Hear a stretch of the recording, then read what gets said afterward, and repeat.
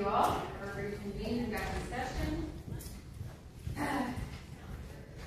We'll now move on to item 14, fighting the rising cost of living, including taxes. This is from District 5. So, Supervisor, go ahead. Yeah, thank you very much, Madam Chair. Appreciate it.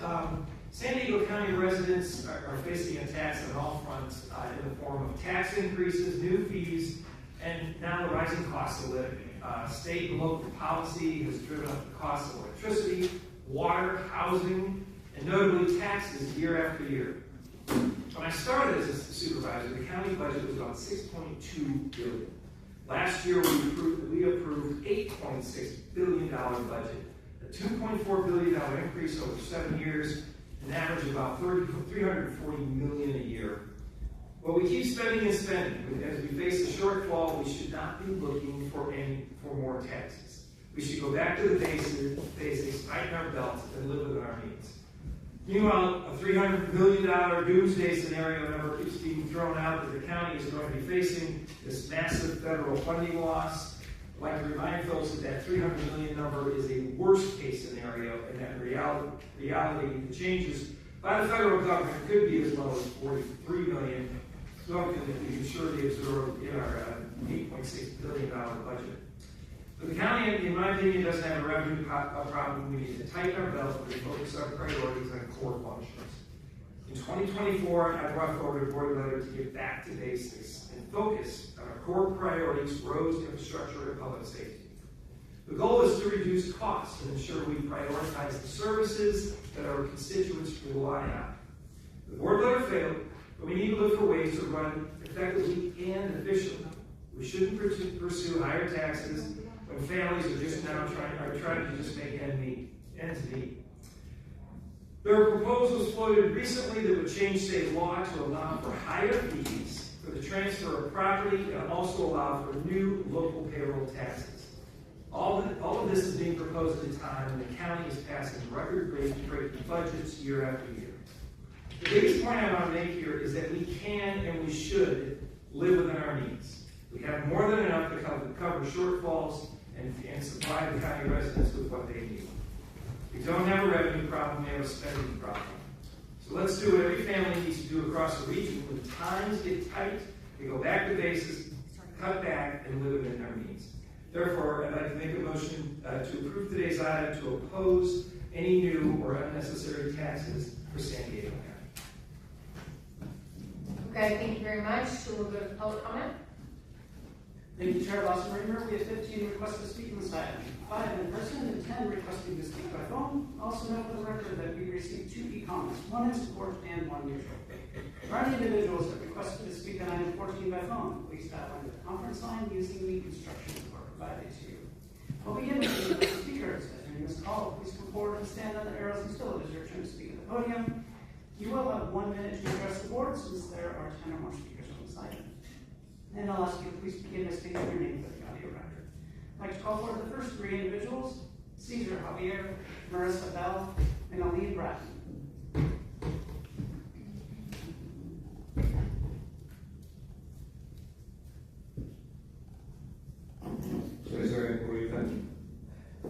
I am alarmed by the word fighting. The implication of this word, the interpretation of this word is so many. 360 degrees, etc. Because it calls, when we say fighting, we use tools like guns, bombs, name it, to destroy the opposing party or the enemy. This is the word that Councilor Lacava, City of San Diego, Mr. Javier, you crossed the line.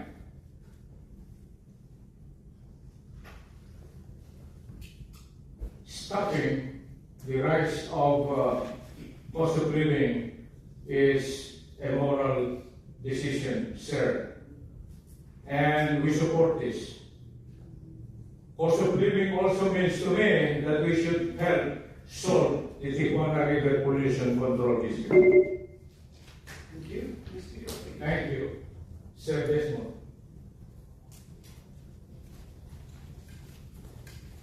Hi, happy Black History Month. My name is Marissa Bell. I'm an SCIU Local 221 union member and county employee. Supporting this measure means taking money out of the pockets of your employees, clients, and residents who are all struggling already with economic uncertainty, housing instability, and increasing service needs. If you want them to suffer more by hypocritically saying your priority is to serve and protect the community, then go ahead and support this.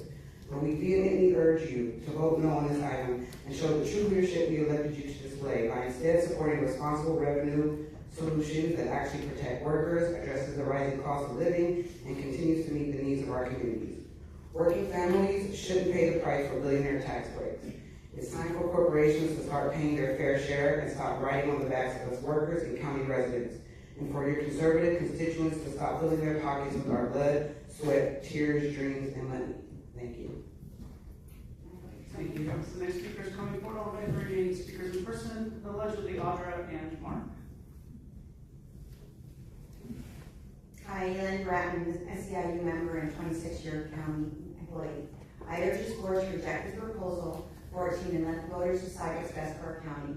As our federal government continues to cut services that benefit the masses to give tax breaks to those already benefiting from the built-in inequities of the system, the working and middle-class families are asked to shoulder the burden. With county residents and employees facing economic uncertainty, thoughtful revenue planning is critical as the county navigates economic hardship that will increase the need for county services.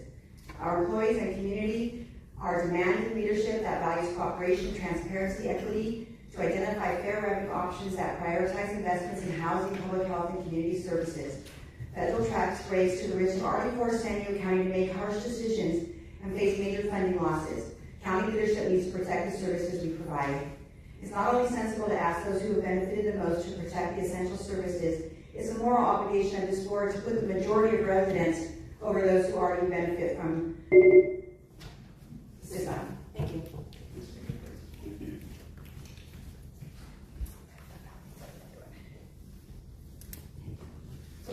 Mark, Jim's doing an excellent job. Thanks, Jim, because this isn't a right or left issue. This is screwing everyone. And Monica, the poor people, the poor black people that believe you're helping them, it's like this, literally. I mean, I've seen them come and they're all excited that you're helping them. And that's great, except this will affect them as they transfer their property to their children. All kinds of people.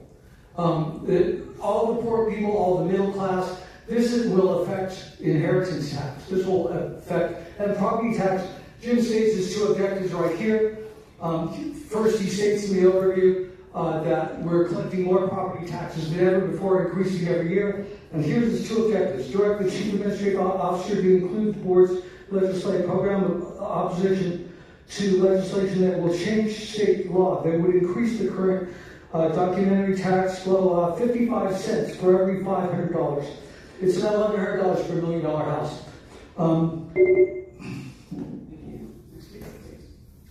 You guys have voted down.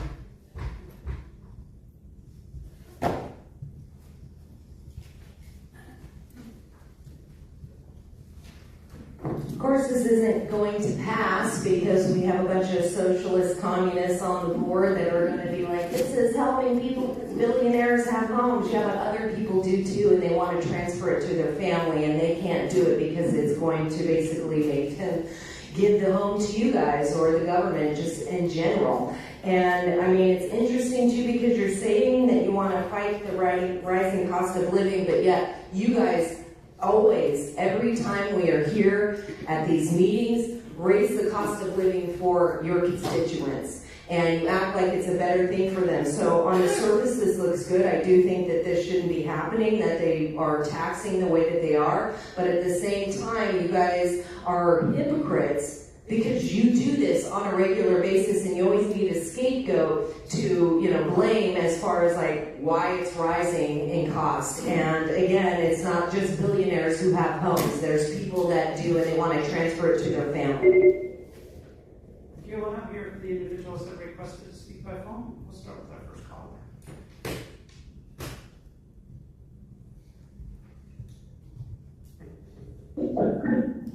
All above, I agree with them. We need to tighten our belts and live within our means. Although we don't need to bankrupt the people with new taxes. State legislators are considering raising the documentary transfer tax to transfer home by huge amounts, which would be disaster. Proposals to raise the default statewide rate from 55 cents to $30.55 would result in a 5,400% increase on the DTT. If the tax rate was increased 5,400%, the 1,100 one would pay on a $1 million home would suddenly become $61,100. Thank you. Here's the next caller.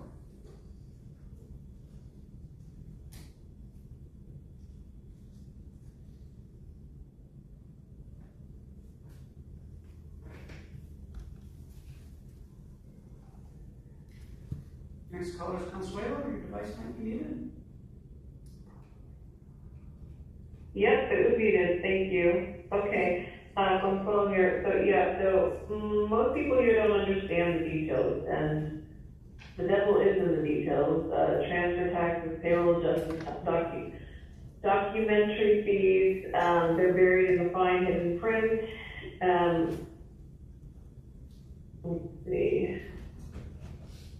Let's see. But imposing new taxes is not enough.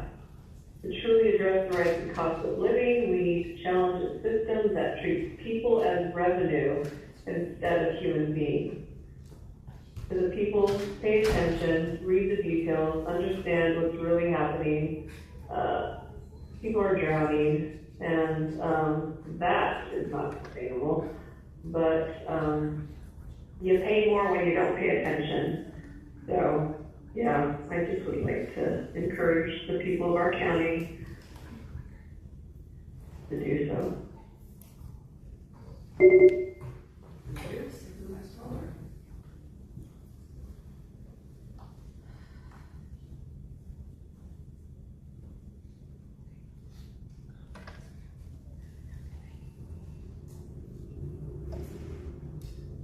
Next caller is Truth. Your device might be muted.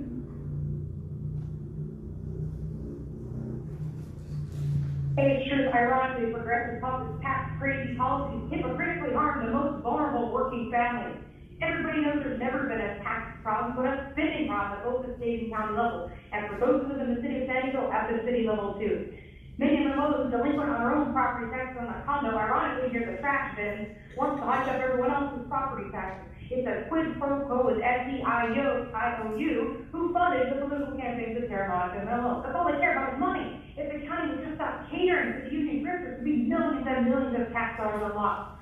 On January 19th, grifters like anti-homeowner Aces Jose Lopez was a Manuel Dominion outside of the county building begging for a tax dollars choice. They held open our reserve signs. How many tax dollars went to that box of signs delivered? Was it paid for by the Center on Policy Initiatives, who also wants no term limits for their tax-friendly minions on the board?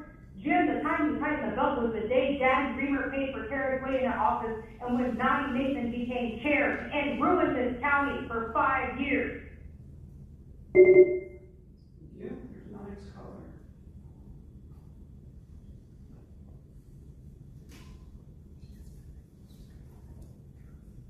Good afternoon, Supervisors. My name is Noah Yik. I'm a resident of District 3 and a researcher at the Center on Policy Initiative. Right now, the federal government is dismantling services and programs that hardworking San Diegans rely on. At moments like this, our county should be stepping up, not stepping back. We can't just throw up our hands. We have the power and the responsibility to raise the revenue needed to fill the gaps left by the federal administration and protect our communities.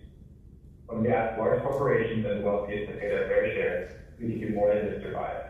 We can build a better, stronger San Diego. A San Diego where everyone has access to stable housing, healthcare, and nutrition, where everyone has what they need to thrive. We need to support fair ways to raise revenue, build a system that actually puts people first, and take care of our communities. We urge you to oppose this item. Thank you. Yeah, here's the next caller.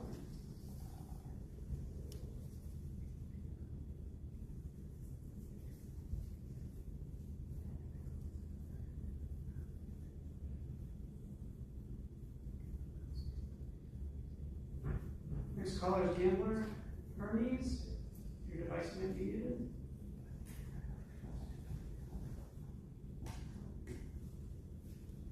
We'll come back to that caller.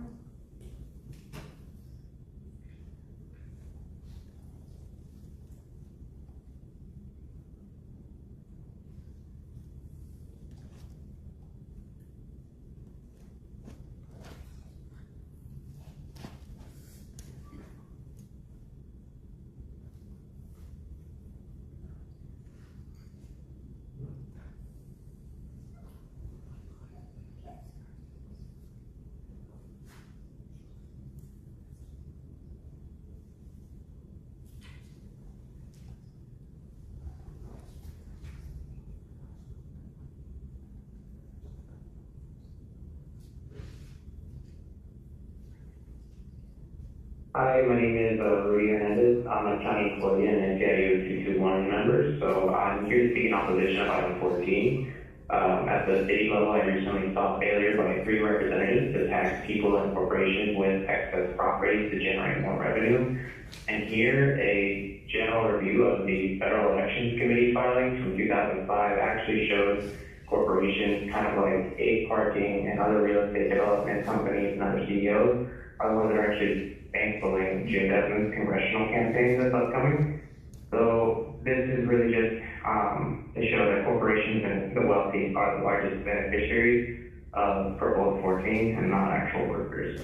We need to tax wealth and then use that revenue effectively in our communities by funding public services with thoughtful planning and efficient application. Really the only way that we can actually progress as a society. So supporting this or abstaining is a vote for keeping corporations in power, and opposing this is a proposal. And opposing this proposal is actually a vote for working people. Thank you. Here from the next caller.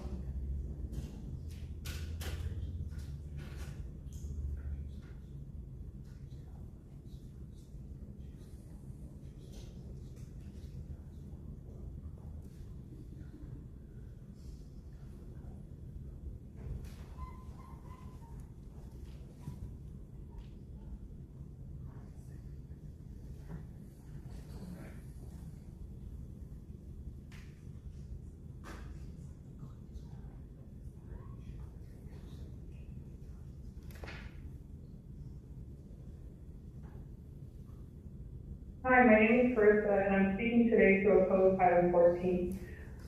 I believe that in order for our budget to be fully funded, we need to look at those who hold the most wealth in San Diego, real estate owners and investors. About 35% of all real estate owned in San Diego is valued over $1.1 million, mainly located in the northern boundaries of our city. This is where you should start looking to add more taxes. These properties being equitably taxed will assist with the deficits we're trying to fix by adding redundant taxes that will only dissuade the average employer from barely paying and staffing their businesses. And another thing, we know that Mr. Desmond gets a huge cut from Ape Parking, who is currently buying up all the parking lots and charging exorbitant fees around San Diego. Let's start there.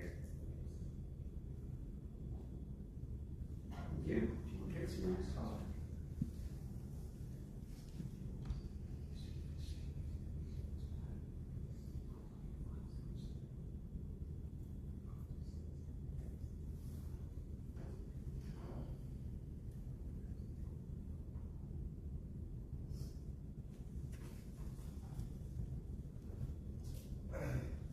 Andrea Ebbing, I support not taxing residents the county of San Diego any more than we already have. We are totally out of control with our spending, the corruption, the bribery, the blood money, the complete and total lack of transparency, the lies, and everything that results in these additional taxes. So everyone sees it. It's very embarrassing. So I'm really glad that somebody had the decency to come forward and say, hey, let's stop giving this to the people. They are the residents that have paid into the tax system with absolute failures across the board, from violent crime to property to, keeping the roadways safe and that sort of thing. It's a failure all around. So I appreciate the lack of taxes.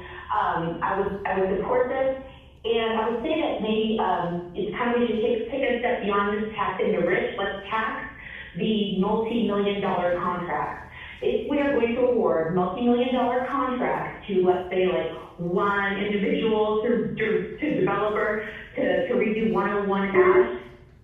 Thank you. Chair Lawson, that concludes public comment on this item. Okay, thank you all very much. I appreciate everyone being here to participate today. I have a couple comments, and then I'm sure my colleagues may say something as well. I think this proposal is extremely misleading. It claims to protect working families from new taxes by attacking taxes that have never been proposed, endorsed, or considered by this board. At the same time, county is facing a very real, non-imaginary, and potentially lowball $300 million annual loss in healthcare funding and food assistance from the federal government as a direct result of HR 1, which cut Medicaid and nutrition programs. And let's be very clear, it cut these programs to pay for tax cuts for billionaires nationwide.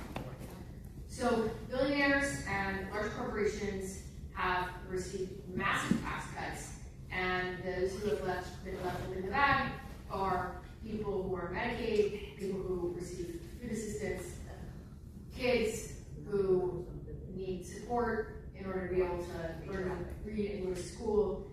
And at the same time, our economy is becoming more and more unequal. I heard, I feel like every couple days there's some report of some other CEO who gets $1 billion compensation package, while regular people are barely making it by, having trouble just paying for groceries at the grocery store. The wealthiest are capturing an extraordinarily disproportionate share of economic gains. That is a deliberate strategy of this federal administration, while working and middle-class families are being forced to shoulder more and more risk and more costs. So, scaring people with imaginary taxes that don't exist and never been considered by this board does not protect a single family. Protecting families requires that we are honest about what caused this crisis that we currently face. This economic crisis, this crisis of wealth and opportunity, and doing everything we can as a county government to make sure the burden does not fall on those who can least afford it. So, I will not be supporting this item today. If this item gets a second, I will be here to offer a substitute motion. In the meanwhile, I will turn to my colleagues who may have comments as well. And if if your item does get a second, I will be offering a substitute motion. Go ahead, Supervisor Martin. Yeah, thank you. I really think that there are concrete ways, especially with this board and us being a local entity, technically a nonpartisan entity, that we can advocate to the federal government and the state government for very concrete ways to reduce costs for people. I do not support regressive taxes. I just think that at this point in San Diego, we have to be way more creative about how we think about putting measures on the ballot when it comes to taxes. But I also don't think we should leave anything off the table, and I do feel like the way this reads, we are leaving those billionaires and global investors and those large real estate investors that are coming in and raising the cost of living in San Diego, we're leaving them off of the hook with this. So I don't think that it is comprehensive enough. But I do, would love to see the day where this board supports wholeheartedly rent stabilization or supports unanimously capping the profit of developers, or supports unanimously changing some of the regulations around 340B certification so that we as a county can provide free and or very, very low cost medication to people who are going to lose their health care in less than a year. Those are very concrete things that I think we could be doing instead of putting forward, I think, things that are sort of performative in nature and have a good headline, but aren't really doing anything for people. And so that's really the issue that I have with this. So I won't be supporting as is, but obviously I have a lot of ideas about how we can fight the rising cost of living. I just put 3 on the table, and maybe when and if those things come to this board, we'll get unanimous support for them. Thank you.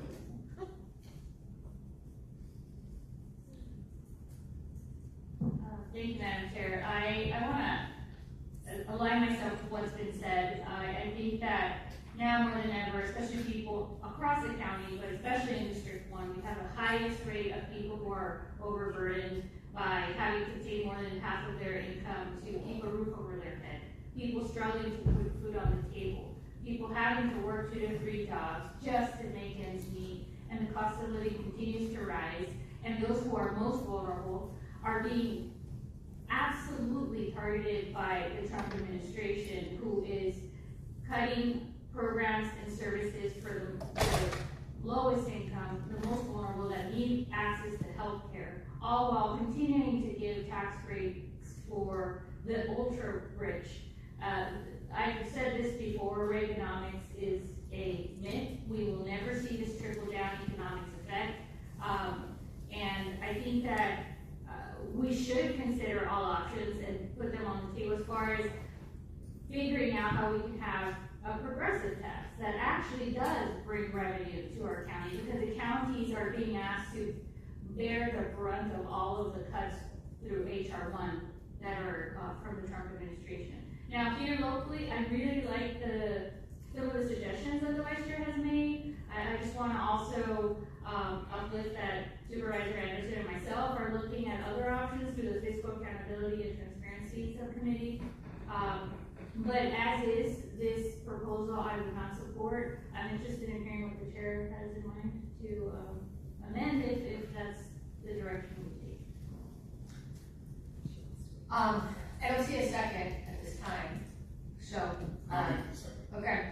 And I suppose the motion doesn't have a second, so then I will offer a substitute motion. So my substitute motion, Andrew, I know you have it, you can go ahead and put this up, would be to replace the recommendations with the following recommendations, which is directing the Chief Administrative Officer to add to the county's legislative program opposition to tax giveaways for the rich that should cost them low-income working and middle-class county residents. And number 2, direct the Chief Administrative Officer to add to the county's legislative program to seek state authority to ask voters to support new taxes on Californians that have benefit on the Californians that have benefited the most from our economy, billionaires, global investors, out-of-state real estate speculators, large corporations, and others who have amassed a disproportionate share of wealth, with those taxes structured through progressive revenue strategies that level the playing field. So essential services like 911 emergency response, healthcare, and clean air and water are not cut. The core of this is putting this board on record of opposing tax giveaways for the wealthy that shift costs on working families, and directing staff to seek state authorities so the voters, not us, not elected politicians, decide whether the wealthiest beneficiaries of the economy should also contribute to help protecting essential services like healthcare, food assistance, and 911 emergency response. Thank you so much. Appreciate that. Any additional comments? Okay, we'll first vote on the substitute, is that correct? Okay, and motion second, please call the vote. Chair Lawson, we read that motion passes with Supervisor Anderson voting no and Supervisor Desmond abstaining.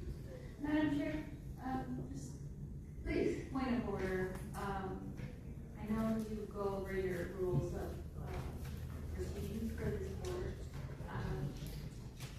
The audience is a lot of years, it's near and last, that are very distracting, and we have been very good about hearing everybody who's coming to give public comment. I'd like to just point out that whoever's making those noises is not adhering to our rules of this meeting. Thank you. I appreciate the comment of our Chair Pro Tem. I would like to echo and reinforce that and encourage my colleagues, if I fail to notice that someone is disrupting the proceedings, to help me keep order in the chamber, bring that to my attention. They will be given one warning, and if after that they do it again, they'll be asked to leave. So I do appreciate that support and keeping our meeting running in an orderly way. Thank you so much. Okay, we are now moving on to item 16. Oh, 15, sorry, yes, item 15. This is presentation of the semi-centennial 250th anniversary celebration of the United States Declaration of Independence at Waterfront Park. This is a district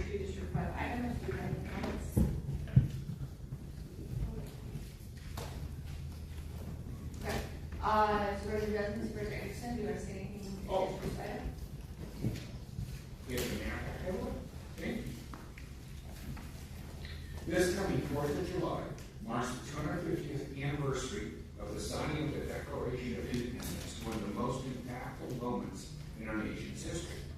To mark this anniversary, Supervisor Desmond and I are requesting that the county host a celebration here at the Waterfront Park. As the second largest San Diego County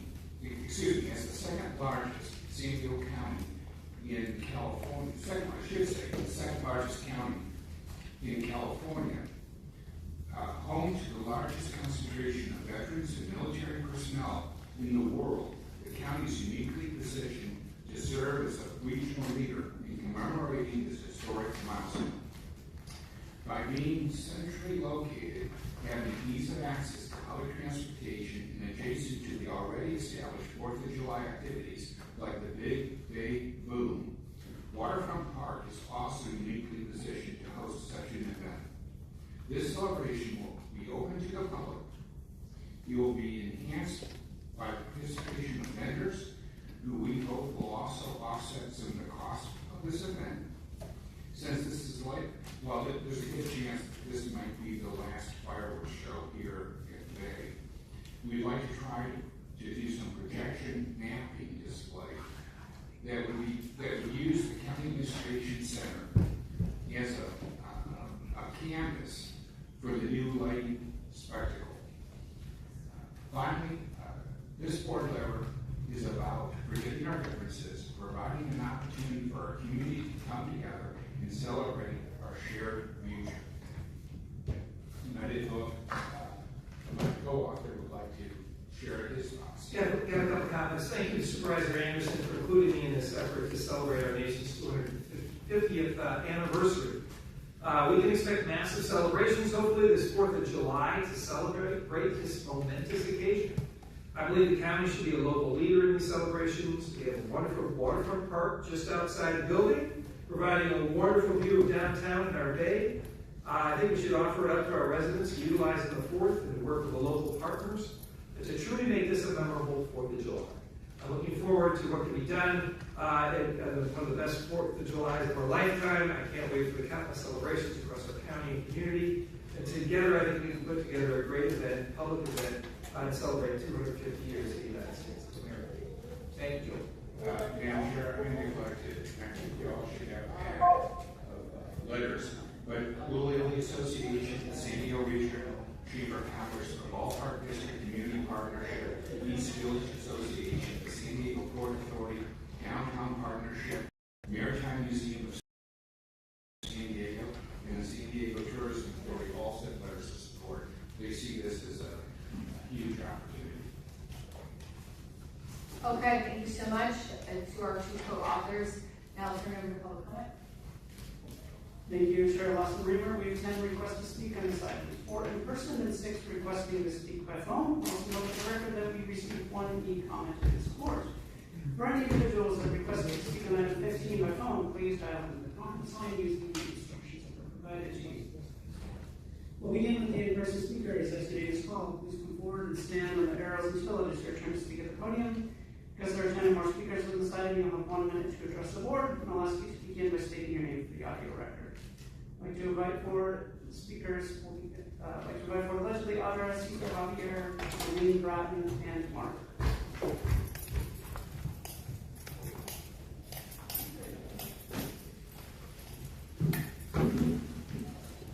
Jezebel Paloma is the reason why the Declaration needs to be utilized. When in the course of human events it becomes necessary for one people to dissolve the political bands which have connected them with another and to assume among the powers of the earth the separation, the equal station to which these laws of nature and nature's God entitle them, a decent respect to the opinions of mankind requires that they should declare the cause which impelled them to the separation. We hold these truths to be self-evident, that all men are created equal and they are endowed by their Creator with certain inalienable rights, and that among these are life, liberty, and in the pursuit of happiness. To secure these rights, governments are instituted among men deriving their powers from the consent of the governed. That whenever any forms of government become destructive to these ends, it is the right of the people to alter or to abolish it and to institute none new government. That's exactly why, because you have a Jezebel here sitting here and trying to act like she wants to kick me out every single chance she gets, sitting there with her eyes and throwing her hearts. See you next Tuesday. Aloha.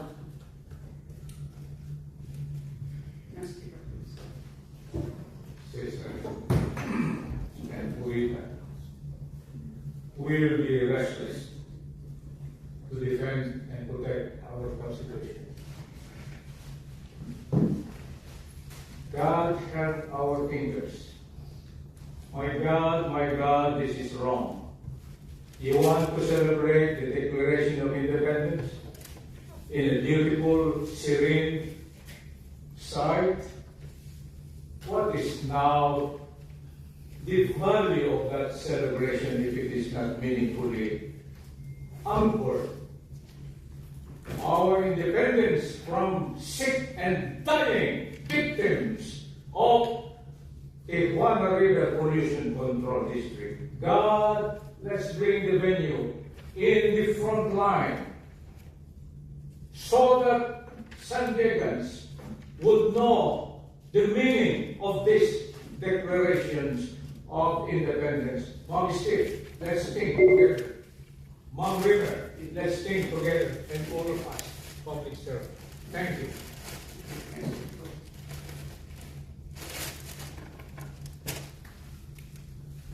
Hi, Elaine Bratton again. I want to speak about this issue not because I have a feeling of whether it should happen or not, but I think if it does happen, it should include a full history of the United States and not just the happier version that we all get, and would include information about how the Africans that came over here on slave ships contributed to the independence of this country, how native lands were taken to make this country, and would include a full history and not just the version that's more of the fairy tale history of the United States. And so in celebrating, I think we need to celebrate all parts of who we are, not just the light ones, but also the dark ones. And that would be my request of any consideration for a celebration of our independence, because everybody was not independent, was not free, and was definitely not able to enjoy that same privilege. Thank you.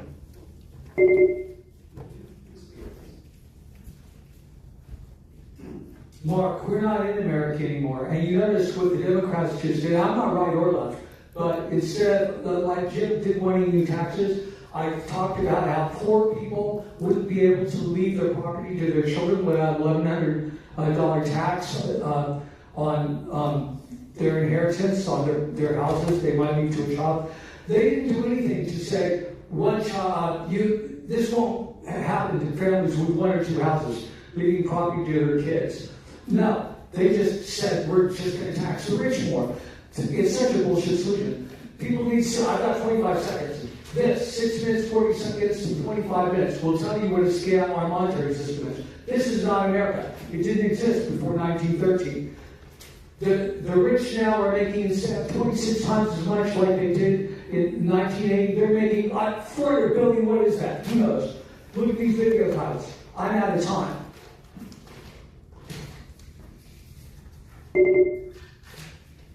Now here's the individuals that requested to speak at home. We'll start with our first caller.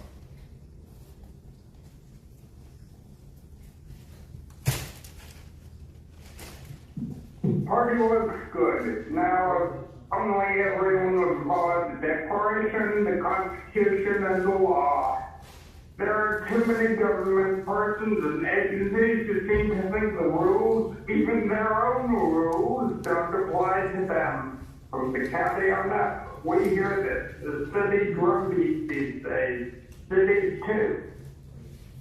Too many ways of hiding things, like putting ordinances on the consent calendar when your own rules say it is for routine items. And then there are the private corporations, which have a pretty tenuous relationship with the law.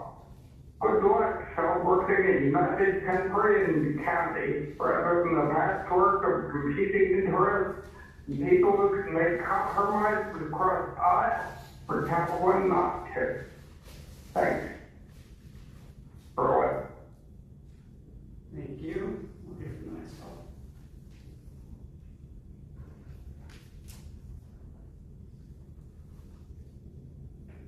Hey, Trish, I do not support removing fireworks from county events because fireworks not mapping or drones represents bombs bursting in air. Its meaning is specific and irreplaceable. The county building is not centrally located for those that don't live near downtown. The county should not be engaged in trying to make up for the city of San Diego's failed tourism and self-induced budget deficit. I want smaller events all around the unincorporated communities. Or I'd like to see the county provide free shuttle services for anyone who'd like to attend at Waterfront Park because real accessibility and inclusivity is important.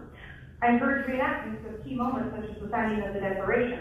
I also want to see the county offer out free pocket-sized constitutions so people can see how unconstitutional this board's actions are. I support limiting all supervisors meetings to celebrate freedom. I support an invite to ICE to attend as respected federal law enforcement. I would even support inviting Trump to give a fun speech. I expect the free gaslighting rich progressive public to vote no on anything pro-America. They only vote yes to taxes and inflation, of course. Carol Sumner and John Adams represent America, not.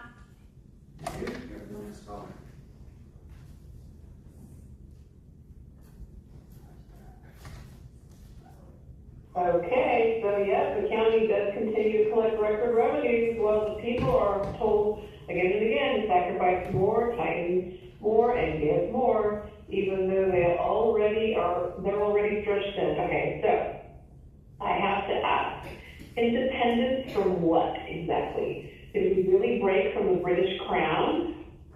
Or did control simply change hands? Because people today are anything but independent. Not in how they think, herd mentality is the norm, not in what they consume, not in how they live, and certainly not in what they are mandated to do with their own bodies. Independence was supposed to mean self-determination, sovereignty, and freedom from distant powers, making decisions over the people's lives. Yet, here we are, 250 years later, with centralized control, endless taxation, constant surveillance, and a population working harder than ever just to stay afloat, celebrating independence while people are. Thank you, Chair Lawson-Remer. That concludes public comment on this item. Okay, thank you so much, Chairman Committee. Thank you, Madam Chair. I want to start by grounding this conversation in our shared history.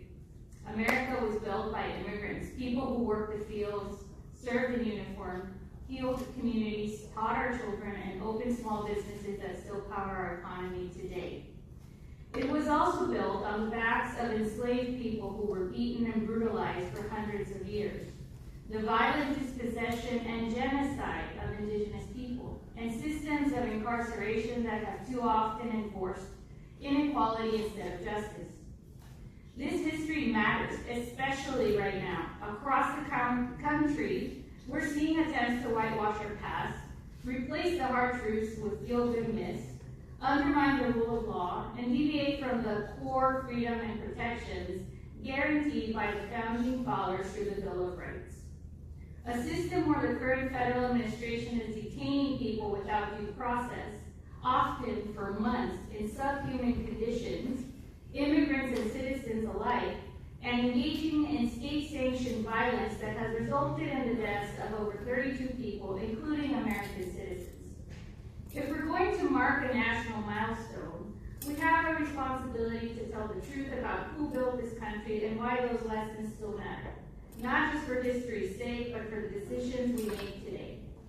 Any celebration of our country must intentionally include immigrant and historically underserved business owners, nonprofit organizations, community leaders, and advocacy organizations. These groups are central to our society and economy, yet they're often excluded from major civic events. Second, planning must be fiscally responsible and fully funded without jeopardizing core county services. We have to remain focused on our priorities. Families are facing rising housing costs, homelessness, and barriers to health care. Our first responsibility is to protect essential services. Symbolism cannot replace responsibility. With those principles in mind, I'm prepared to support planning contingent on amendments that establish clear standards for equity, accountability, and fiscal oversight. So I'd like to please have what I'm proposing up on the screen, and they've been distributed. Okay. So recommendation 1 can remain the same, but I would like to amend, my first amendment will replace recommendation 2 and read as follows. Direct the CAO to foster partnerships, actively pursue sponsorships and collaborative opportunities, and accept donations from the public, private, and community stakeholders to support the planning, programming, and execution of the semi-quincentennial celebration of the United States Declaration of Independence at Water Park, and to enhance public awareness, engagement, and participation in the event, subject to the following eligibility requirements. The county shall accept sponsorships, donations, other financial contributions, or partnerships only from organizations that demonstrate alignment with the county's strategic plan and the county's values of inclusion, equal opportunity, and support for immigrant communities, LGBTQ+ communities, tribal nations and indigenous groups, and other historically underserved populations.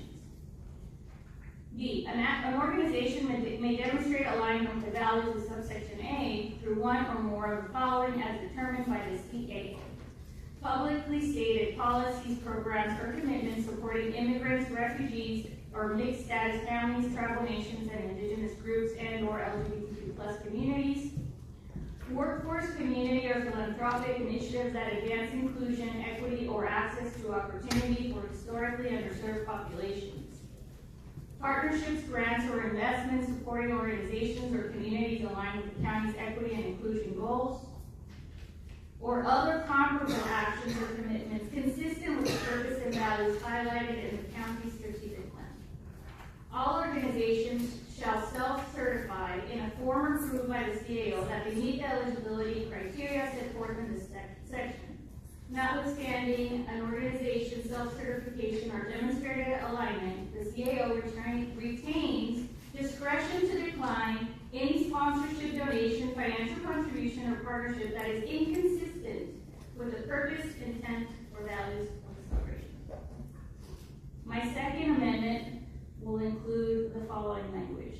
Direct CAO to coordinate with the Office of Equity and Racial Justice and the county's tribal liaison to ensure that the planning and implementation of the celebration of the United States, the semi-quincentennial celebration of the United States at Waterfront Park incorporates meaningful community engagement with particular emphasis on tribal nations and indigenous groups, immigrant communities and immigrant serving organizations, LGBTQ+ communities, and other historically underserved populations. Promotes broad and inclusive participation reflecting the diversity of San Diego County, and is consistent with the county's equity, inclusion, and racial justice goals. Such coordination shall inform outreach strategies, program development, and partnership activities associated with the celebration. That's Mitch's. Whatever.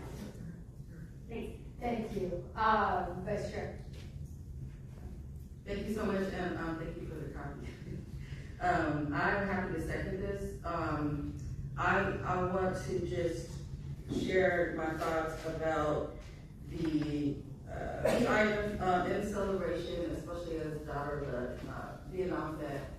I think it is important to acknowledge the 250th anniversary, but it's also important to acknowledge that at that time there were actual people that were not considered people, that were being sold in slave trades, that did not obtain any freedom at all until June 19th of 1865. And so when we go back 250 years, it's just facts that the reality for many of us and our ancestors, where we came from, was very different. And so I think if I didn't somehow believe in this country, I would not have run for office, right? We'd be trying to participate in the public process, but that means that I have to tell the truth. And the truth is that if we celebrate 250 years, that everybody was not free 250 years ago. As is right now, the backdrop is that we have a rogue immigrant enforcement agency that is killing many people, including American citizens. And so the system continues to, as I stated earlier, it continues to reinvent itself. So we go from a system of slavery to receiving the 13th, 14th, and 15th Amendments. 14th Amendment now that irons out birthright citizenship and due process is now being taken away from many people right now. So we had a flourishing, particularly the African American community during the Reconstruction period, but it lasted barely 10 years before there was backlash. And during the Reconstruction period, I'm going to say that Black and white people came together. And there was a concerted effort by the billionaires that we speak about now, we said billionaires, but the rich people to separate them, to break up that power. And so from then on, we still have not learned, and it just keeps, it looks different, but it's the same, it is the same system that requires some sort of free labor, which the only reason why we're the richest country in the world is because for 400 years there was free labor here. That's it. That's the only reason. And so all of that needs to be said. The fireworks, okay, again, my dad fought for this country. I'm here. I would find anywhere. I love my country. But right now, it is, I am completely reminded every single day about the complexity of us being able to come together and every single person being treated with dignity and respect. And we have so many, as we have throughout the history of this country, people being treated like second-class citizens. And so that we have to acknowledge that in any commemoration that we have. Because if we don't, our kids will be back here in 50 years experiencing the same thing. And we're not taught, this is not just a personality conflict. This is life and death as we're seeing. And this is, right now we do have an administration that has taken from the poor to give to the richest of the rich. There was a meeting the last week at the White House for farmers, and it was clear, small farmers, Black farmers were not invited, and they were not included in the meeting. So I support this because I support veterans that come back from war and are not able to get the mental health care that they deserve. Veterans that come back from war to a country that made them drink out of a different fountain than a white person, but still hung their American flags in front of their homes because the ideal of this country they still wanted to fight for. So I think that's why this amendment is important, and hopefully we can come together on it, because I think all of it should be talked about in the context of we are going to fight for what we believe this country should be. And that it's not like one person is not better than the other person. And these founding documents, we have to talk about the flaws of the people who wrote them. We can get up here and read the Declaration of Independence, but the author was also an owner of enslaved people. The lowest count being 200 and the highest count being 1,000. And also had children with one of them while she was still a teenager. That's the truth. So the words read well, but the truth is that this is a man who still owned human beings with blood running through their veins like him, still owned them, and they worked for free. And so those people never got their inheritance from working their whole lives, but this country got that inheritance. And so that's what we should be talking about, in addition to how this is a land of opportunity. This is a place where people can come and succeed, because we've seen it. I have family members that had to go to the back door of people's homes to clean them. But I'm here today. That's a great story, we can tell that story, but we have to tell the full truth. So I second the motion that's on the floor, and I hope that even though it's hard, we can come together and really acknowledge all these different parts, because after all, in my mind, that's the ideal America. Thank you. I just want to say a couple of words, not too many, because that was inspiring, and just really, yeah, thank you. Thank you, Vice Chair. I just would want to appreciate the motion from the Chair Pro Tem and voicing my support for the vision and the principle that we should have extraordinary celebration to celebrate what this country aspires to be, what this country is on its best days, what this country can be, and that those celebrations always have to acknowledge the complexity and the contradictions, and that this country was founded on a lot of imperfections, and it is always a work in progress, and we have a long way to go. Supervisor Desmond. Well, after hearing, passionate pleas up here, you know, we could have a theme of, we're not perfect, but we can still work on it. And everyone's invited, and no one's excluded. That's what I think it really comes down to. So, atmosphere. Thank you. Supervisor McKinnon. Yeah, so, thank you. For clarity, was this an amendment or substitute motion? Because I heard amendment, but then I heard a second, so is it a substitute? I made an amendment to the ruler as is, and I have a second, and then you have two folks that. But there was not an original motion. So what Chair McKinnon, she took the original, she made the original motion. She's the original maker of the motion, but she amended the board letter before making the motion. So I have two quick questions. One, in it, it said you would only take donations from people that met certain criteria. So if someone, a company or individual, donated to the national effort on this through the White House, would that preclude them from supporting this, from us taking their money? Because, see, the whole purpose of this is to have it funded outside that with taxpayer money. So I'm, if we are limiting who can donate, that's why I mentioned in my remarks that it's important that we are fiscally responsible and not end up spending money out of our own, and hopefully we get enough sponsors to reach the caliber of celebration that you and all of us envision. So to answer your question, it's clear in the amendment that they would have to align with what our values and what our strategic plan determined. It's right there. The county's values of inclusion, equal opportunity, and support for immigrant communities, LGBT communities, tribal nations, and historically underserved populations.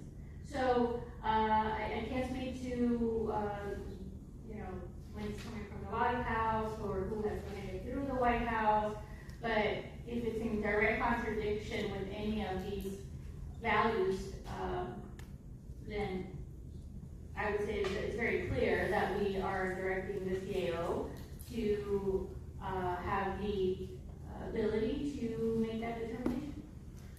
Thank you for that. This is very powerful. I certainly understand the emotion around it. Have you thought about expanding this to include all waterfront park activities? Because we have concerts that come here all the time that pay good money, but we don't know that they don't support all these things.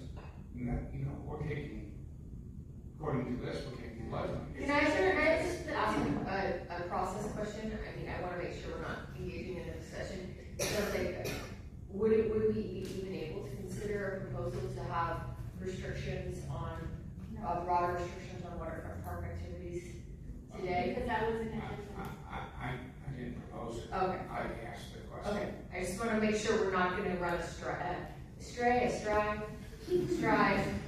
No, but in understanding this, it seems like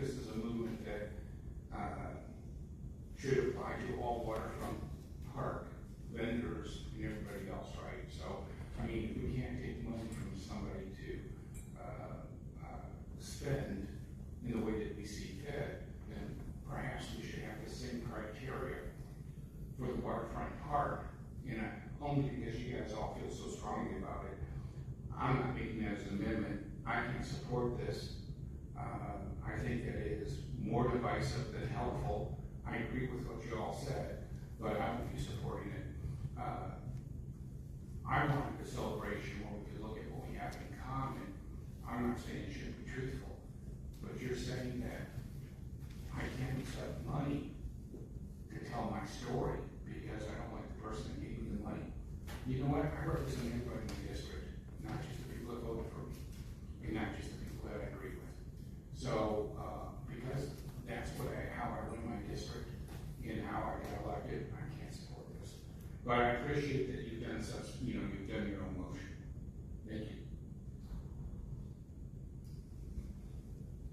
Supervisor Marco, step.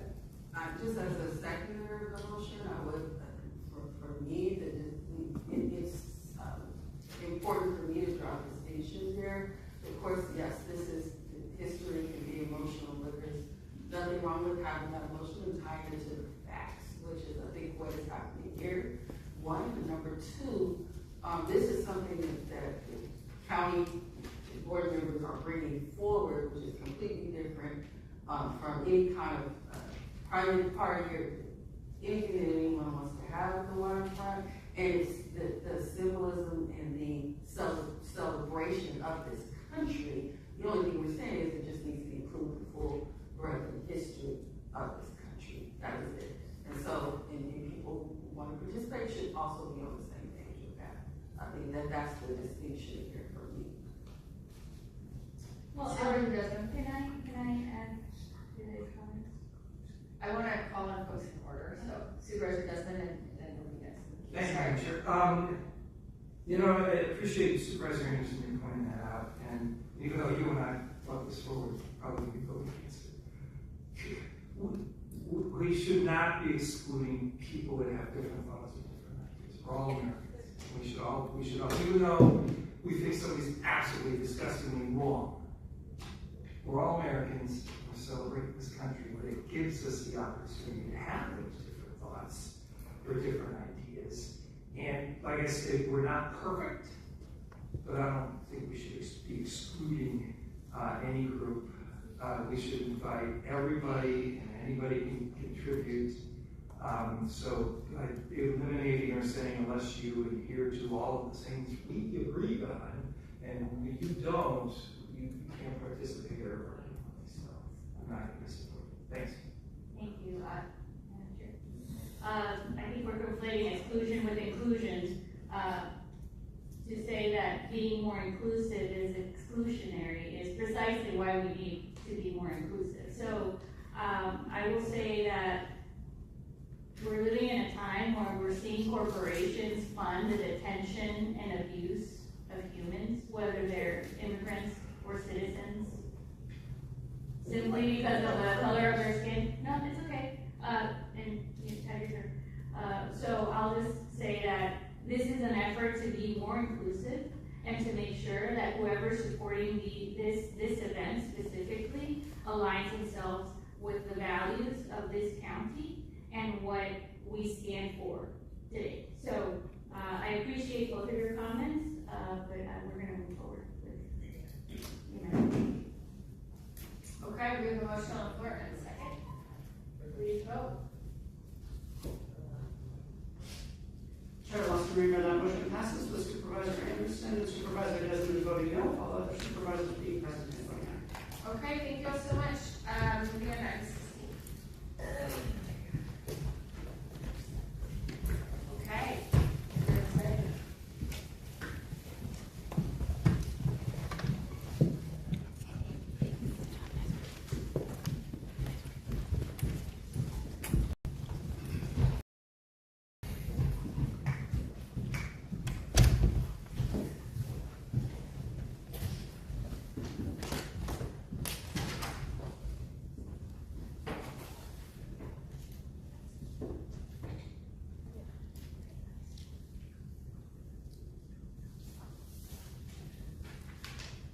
Good afternoon, Chair Lawson, Mayor, members of the board.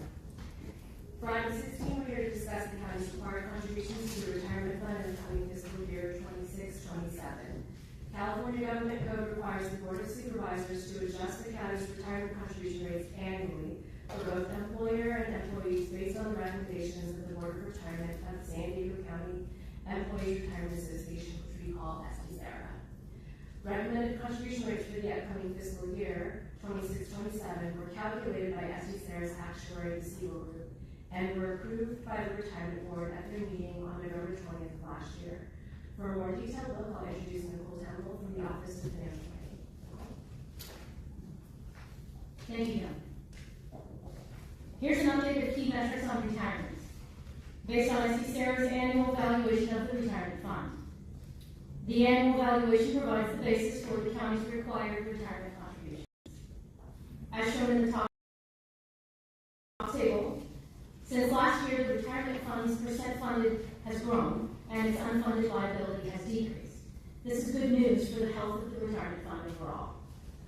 Also positive is the unrecognized investment gain of $769 million in 2025. This amount can vary widely from year to year based on actual market performance of the retirement fund. This gain will be recognized by SDSERA over the next 5 years and is anticipated to have a positive impact on the funded ratio of the retirement fund and the county's required contributions in that time frame, depending on future market performance. Also good news for the county is the estimated total required contribution from all participant employers in dollars, which is now $757 million as shown on the slide. The county's share of this contribution is estimated at just over $711 million in the coming fiscal year. This is a decrease of $131 million from current year estimates, which has been anticipated and integrated into the county's financial planning for quite some time and will be discussed further in an upcoming slide. We also see the county employer and employee contributions as a percent of payroll decreasing overall. The bottom chart here presents market value investment returns of the retirement fund since 2015.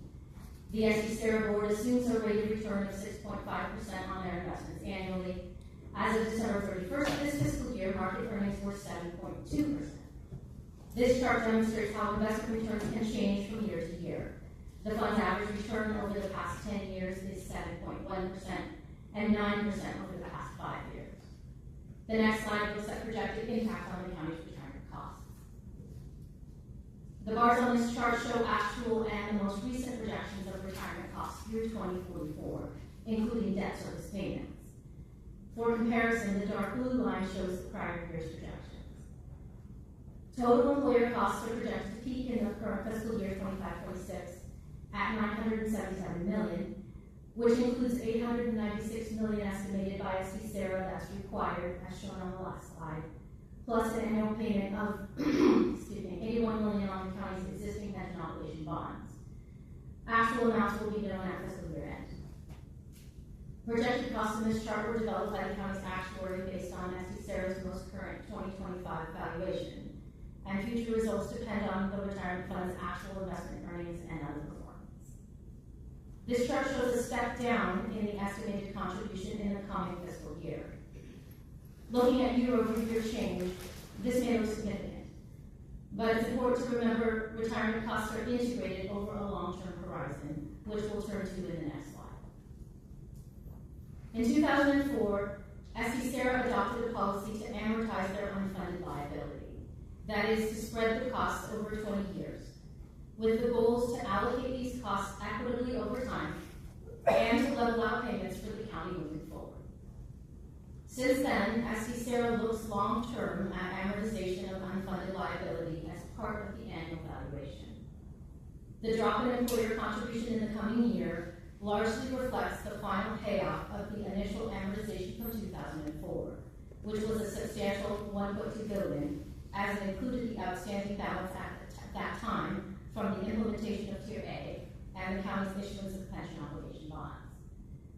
In simple terms, we've made the final payment on that portion of the unfunded liability. This impact has been known and integrated into the county's long-term planning for fiscal year 26-27 since SDSERA's amortization update in their 2019 evaluation.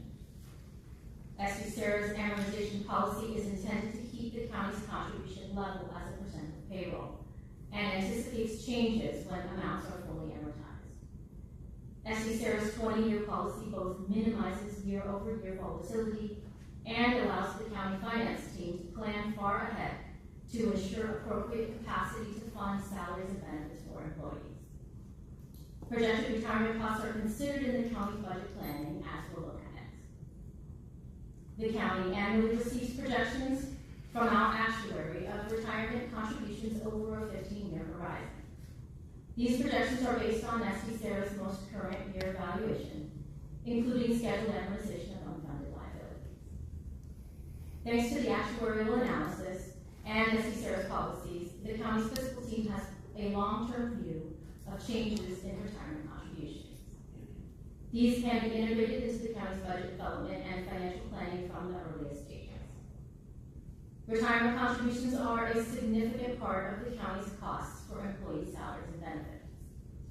Annual projections for retirement are continuously integrated into the county's long-term financial planning as the foundation of salaries and benefits amounts in the 5-year financial forecast, which is updated as projections evolve. Fluctuations in retirement costs and the change in the coming year due to full amortization of unfunded liability have been known since 2019 and are accounted for annually as one of the first steps in the financial planning process. Knowing this allows the county to more accurately estimate costs and better project amounts of available general purpose revenue for budget planning purposes. This information is used to determine capacity for things like labor agreements, increased costs for core services, and other board and community priorities. From this perspective, SDSARA's 2025 valuation confirms what's known and what's already been included in the 5-year financial forecast and the coming year's budget plan. Today's recommendation is for the board to adopt the retirement contribution rates for fiscal year 2026-27 as approved by SDSARA. This is an annual administrative action that is presented to the board. If approved by your board, the coming year's CAO recommended operational plan would include the county's necessary contributions to the retirement fund. We'll continue to update the board on the performance of the retirement fund and anticipated fiscal impacts. Subject to your questions, this concludes the staff presentation. Okay, thank you very much. Any questions from my colleagues for the public comment? Okay. Please call speakers. Thank you, Chair Lawson Marino. We have 8 requests to speak on this item, 3 in person and 5 requesting to speak by phone. Also note for the record that we received 1 e-comment in opposition. For any individuals that requested to speak on item 16 by phone, please dial on the conference line using the instructions that were provided to you. We'll begin with the in-person speakers. 2 by 4 allegedly Audra, Cesar, Javier, and Mark. You'll have 2 minutes to address the board. I'll ask you to begin by stating your name for the audio record.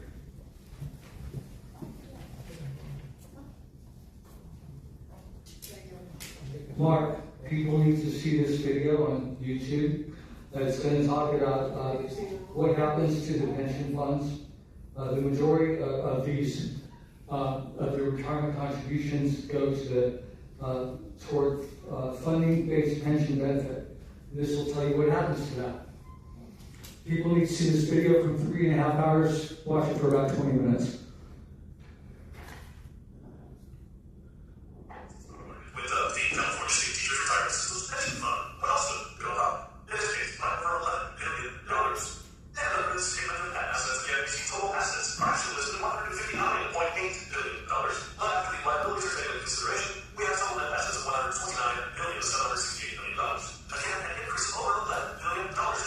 Does this sound like an underfunded pension fund? The way that is paramount to comprehend when looking at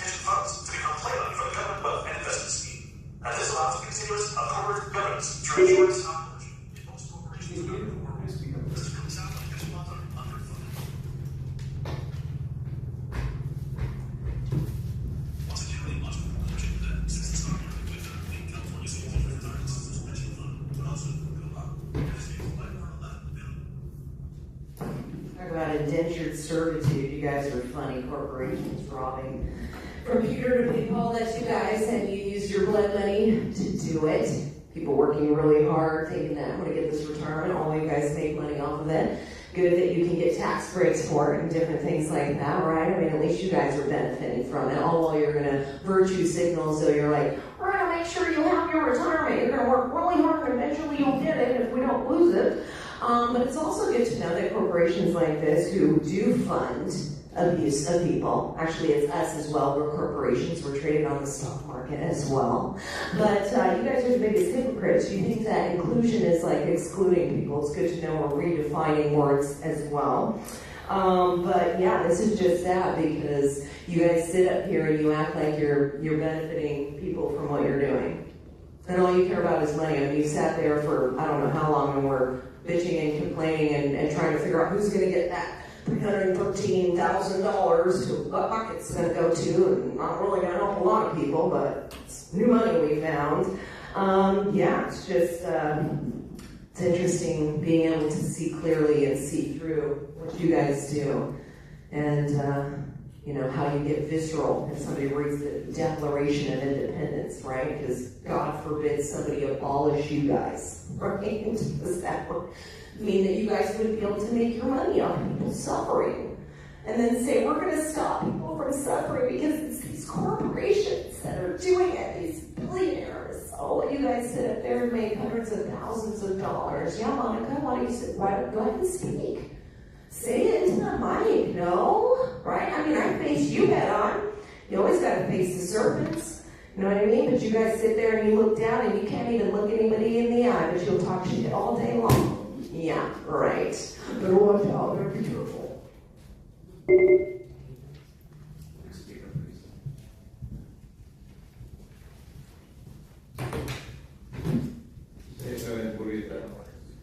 Divine intervention, O Lord. We want to live longer, but what we are hearing is something that wanes or weakens our moral resolve. But God is helping us. We are being guided, and so we suggest to everyone to pray every moment and thank Him because we are all still alive. But there is a accountability on that.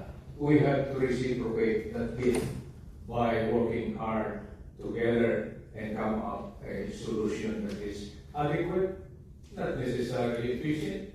We are not perfect, but effective. Our suggestions a while ago on our solving problem are practical.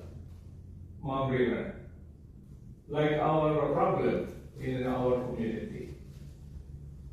We presume that this accountability or liability is that the employers are presumed to be classified. They know what they are doing. The right people on the right task, job.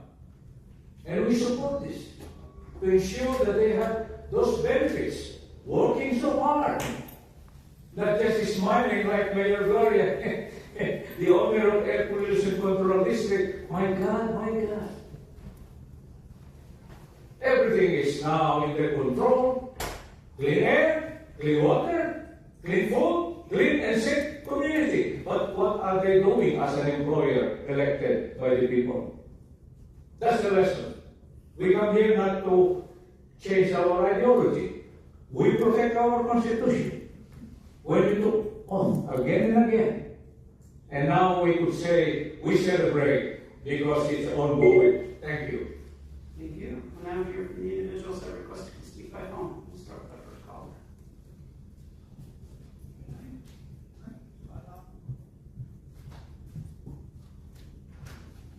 Hello. I think that retirement rates should be the same across the board for every employee. Every employee has the basic same needs in retirement, safety or not. Every employee has the potential to contribute positively to county operations. And every employee therefore deserves the same retirement rate. You cannot keep creating these groups of these people who have more and have less mini groups. Again, you cannot keep creating these have more and have less mini groups. I mean, you know, almost like the blacks and the whites. I mean, they're all valuable employees. I mean, you know, they should be doing the same thing. I mean, it's kind of one big talented group. The two-tier system, then a slight decrease in the retirement rate, or them keeping up with the cost of living is pretty bad. Makes a mockery of equity. A total mockery, but probably you don't care about that. You're probably living too high on the hog for little things like that to matter.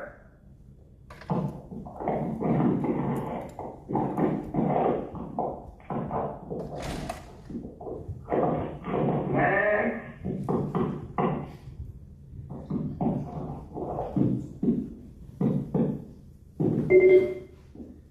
Thank you. We have the next caller.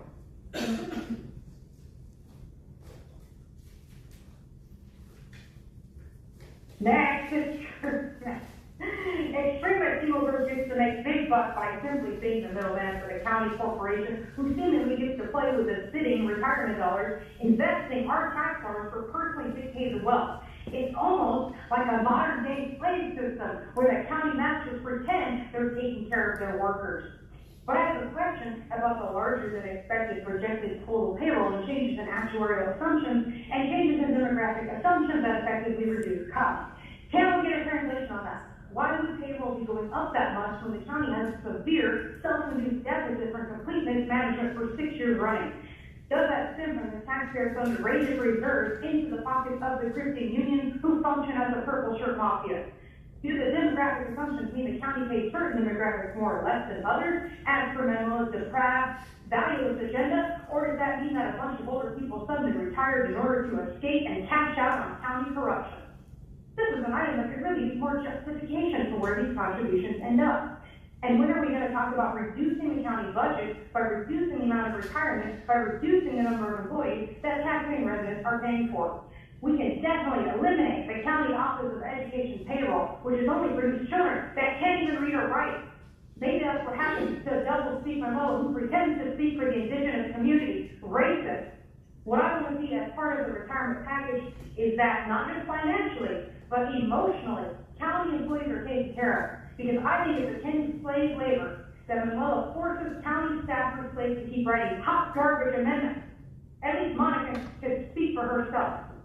What happens to the retirements for those that the county fired for not getting the clock shot? And I have homework for especially Monica.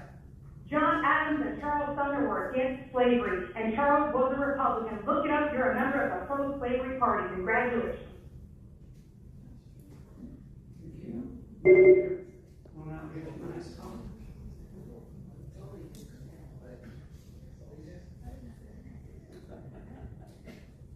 Okay, the theme of slavery just carries on to every item today, eh? All right, considering how the county mandated its employees to take that experimental poke in 2021, brought to you all by the Orange Man at Warp Speed, you better make damn sure there's enough to fund their medical bills, because many are already showing signs of side effects and having issues due to that shot. But back to the issue at hand, I really do hope these former county workers get their fair share. I feel for them. And, slaves used to work all day, every day with no pay. But they got free food, water, and shelter. Today, we work all day, nearly every day. We get paid, but the money we make, we spend on food, water, and shelter. We're still slaves. The only thing that has changed is the illusion of freedom. But you can't argue with slaves who don't even acknowledge their shackles, right? Old slaves were in chains, new slaves don't know what freedom is. And I'll end with the words of my sister, Harriet Tubman. I freed 1,000 slaves. I could have freed more. I could have freed 1,000 more if only they knew they were slaves. And spoiler alert, there is no government, just a secret society pretending to be one. They don't lead, they manage the illusion. Wake up, we're all slaves. Regardless of the color of your skin, we're all slaves. That's all she wrote.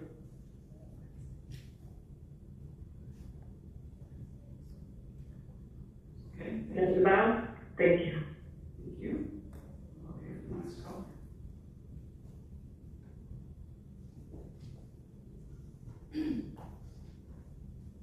Hi, this is Andrea Ebbing, and I wanted to speak on this note about the pension on Transparent California, which is a website where everybody can go to see what people in the county and city are really making.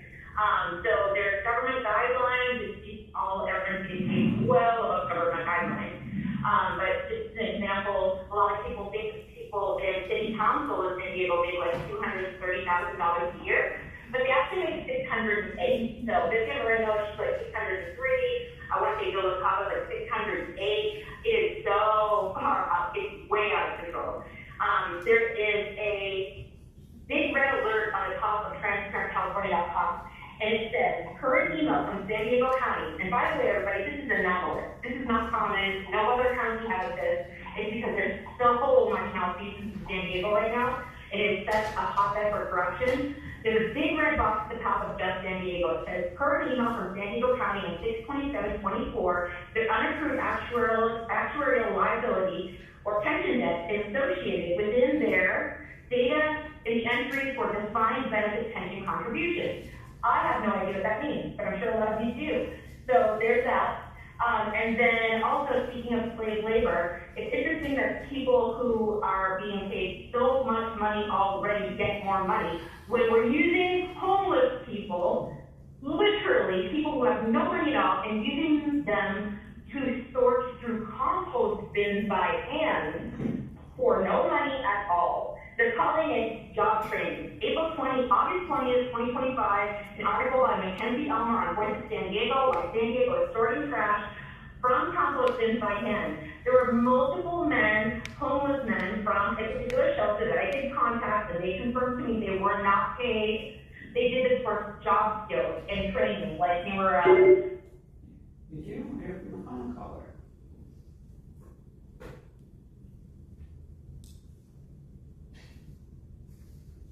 Hey, why do you guys go ahead and kick me out and I have to re-register? Seriously, are you getting worried? And then, Monica, will you go ahead and please mention Julian Brown? That could probably explain why these NGOs are having them sort out the plastic so that you can recycle it, and the corporations can make billions of dollars off of Julian Brown's and, 17-year-old kid, African American, ended up creating a device that you're going to adopt, what, at the end of this year? Or next year through corporation, basically allowing the system to basically erase him out of the history books. Isn't that what's going on? I mean, I'm no longer playing reactionary, I'm playing offensive now. I'm going to call out your play. If you want to go in and pretend that you're all high and mighty, just go to my Twitter account or X account and then ask the research that I did on you guys. And I'll go ahead and add more details, and I'll go ahead and add every single thing you're doing. And I explained why I got fired. Your board members explained it perfectly. If you don't align with my point of view, you don't exist. And if you don't exist, you don't get the same rights that everyone else does. That's why you've abused my rights this entire time. You fired me, kept me on the books for 7 years, ended up giving me a restraining order, and then you applied that restraining order. What, when I said I was going to run against Monica? So you go ahead, not once, the first time you went ahead and did it when I said I was going to run for the 4th Board of Supervisors. Then you sent cops to my house saying, don't, or else we're going to arrest you. And then when I go ahead and tell you guys, on October 20th, or whatever, I think it was October 27th, then you go ahead and say, well, that's a violation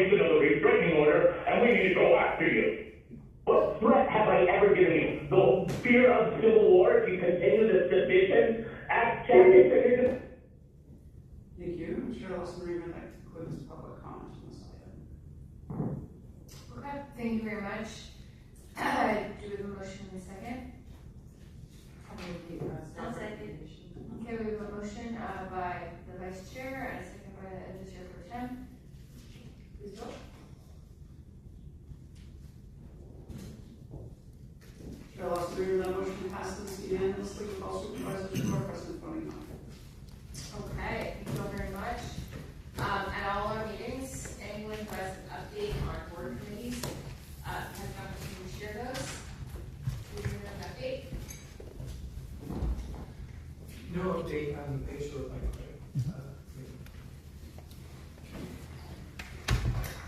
Vice Chair Mark.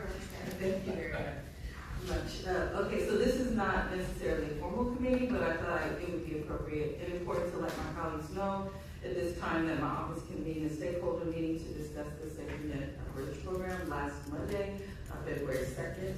This is the second stakeholder meeting that we have held. The first was convened in November, shortly after the item was approved, and focused on community clinics and medical centers. This most recent meeting expanded the table to include food access partners. So as you know, the safety net bridge program is an item that I brought before the board in November, directing the county to explore options to prevent residents from falling through the cracks intentionally created by HR 1.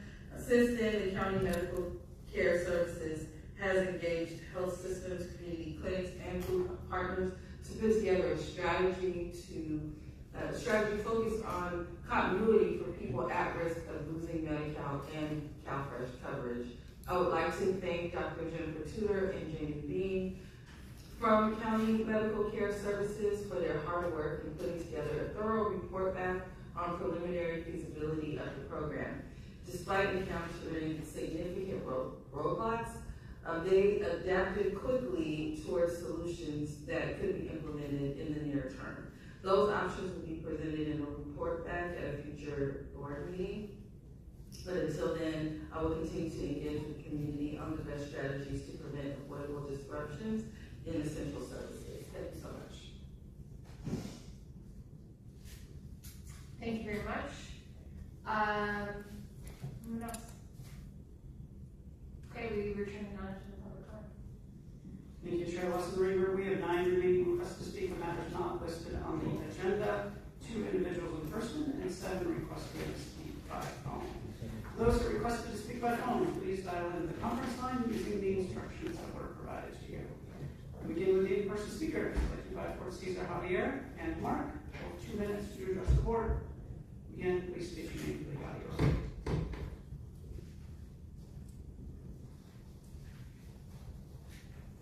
Cesar Purita.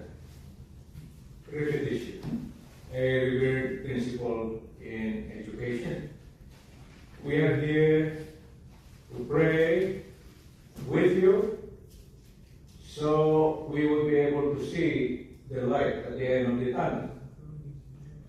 The city of San Diego has referred us to Air Pollution Control District to solve this issue of toxicity next door. APCD was taken by Mayor Gloria in 2019. He owns the APCD. Ma'am Giri, you should know that. Ma'am River, you should know that. And the rest of the political elected officials. My God, it looks like they do not know what they're doing. The UCSD people here, the specialists, you didn't mention that they have done the investigation of the Tijuana River pollution issue. That's something to celebrate. That's something to honor their contribution ahead of the specialist governing board member and APCD staff. What's going on, Mama Giri? You were the frontliner, Imperial Beach Mayor, and District 8, Vivian Moreno, and the Mayor. My God, let's reverse the azimuth for the sake of justice. We were perceived as violent humans and Jacobs. Mr. Javier, you crossed the line, said Councilor Mahaba. looks like a colonizer.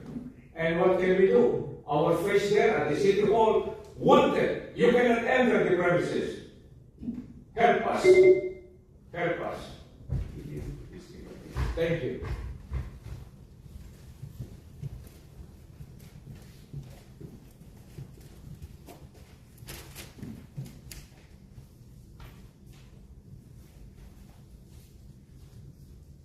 Mark, CDG should be your titles. Mark, while companies still need our labor, now is our last chance for public opinion or voting to matter at all.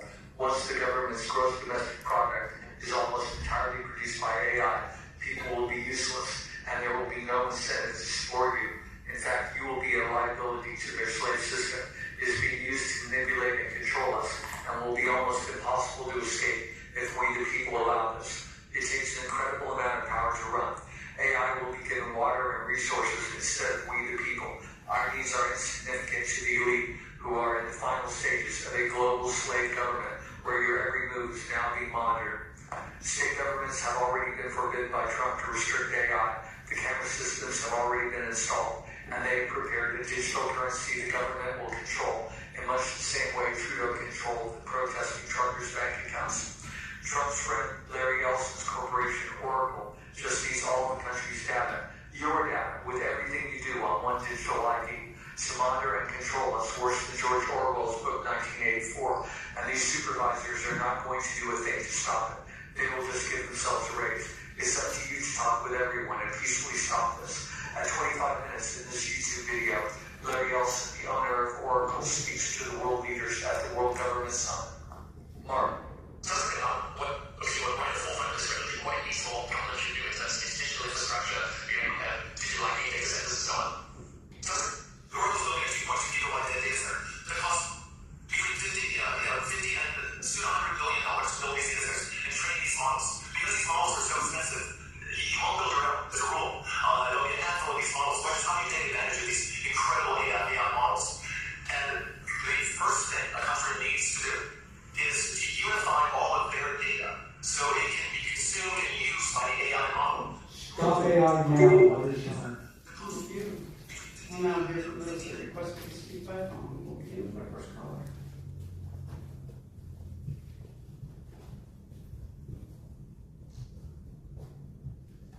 Hi, good afternoon, everybody. My name is Madison. I'm a mother of young children, and like many parents, when I buckle my kids into the car, I assume the road around us is reasonably safe.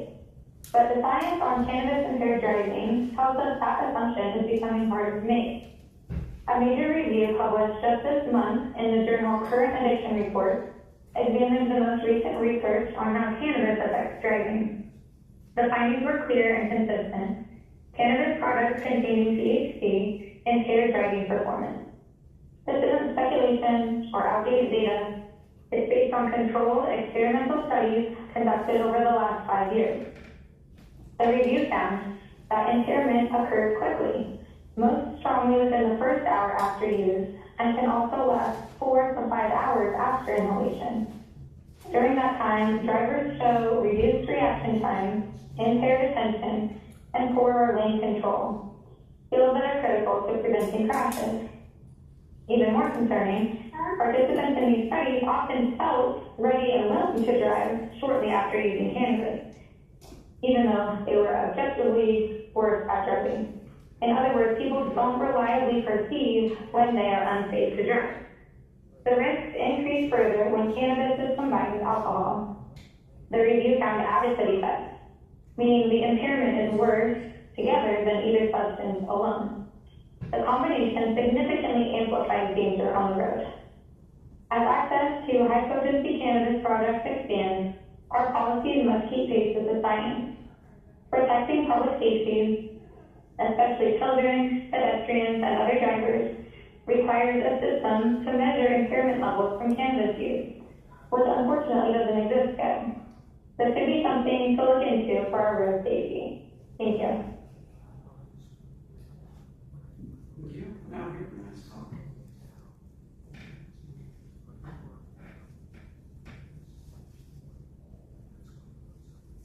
Thank you, Author, Public Health Worker. Thank you. I'm here to share that yesterday The New York Times, once a big proponent of marijuana legalization, wrote that it's time for America to admit it has a marijuana problem, and stated legalization has led, quote, to worse outcomes than expected. I urge your attention to the science and database testimony, which contradicts the wisdom of policy that you propose. The Times pointed to a survey showing 18 million Americans use marijuana almost daily, up from under a million in 1992. It pointed to millions hospitalized with cannabis hypermesis syndrome, upticks in addiction and DUIs. It acknowledged that people who are frequently stoned often, quote, struggle to hold a job or take care of families, and criticized reckless regulation. The New York Post also voiced condemnation yesterday, citing extensive studies reported in the Journal of American Medical Association. These showed no evidence of real marijuana medical benefits and absolutely zero evidence of mental health benefits, while confirming significant adverse mental health consequences, especially for those under 25. The media is finally catching up with science, and I urge this board to do the same. Clear 30, an app for people trying to quit pot, responded yesterday, noting their participants have become slaves to weed and are castigating the industry for false messaging that pot isn't addictive when it really is. Thank you. Thank you. Here for the next caller.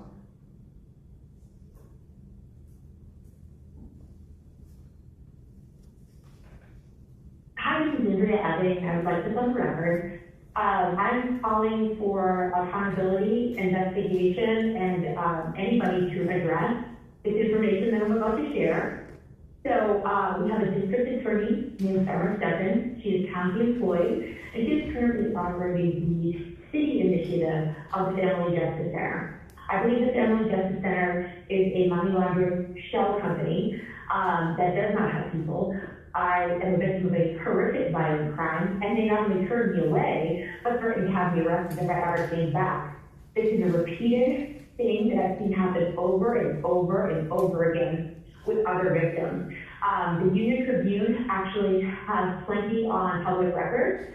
So if you go to San Diego Public Records and you look up when Mara Elliott was running this money laundering facility, it was a city initiative. At one point, it was opened by Casey Flynn, SCPD took it over, then Mara Elliott took it over, and now we have a county employee who is running it. Also, she is manipulating the ARGIS system. She removed felony charges for her friend, my ex, owner of Apex Recovery, which she awarded $5 million taxpayer dollars to for addiction and rehab services, despite his absolute direct involvement in massive opioid distribution pill mill operation on El Camino Boulevard run by Francisco Salerno and their partner Kapasia, who is a psychiatrist that Summer Steffen used to commit Nancy Sussman, a U.S. attorney that is a major case taking place now.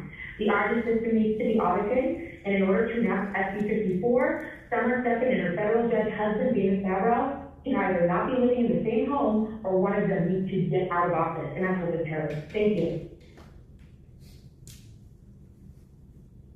Thank you. Here for the next caller.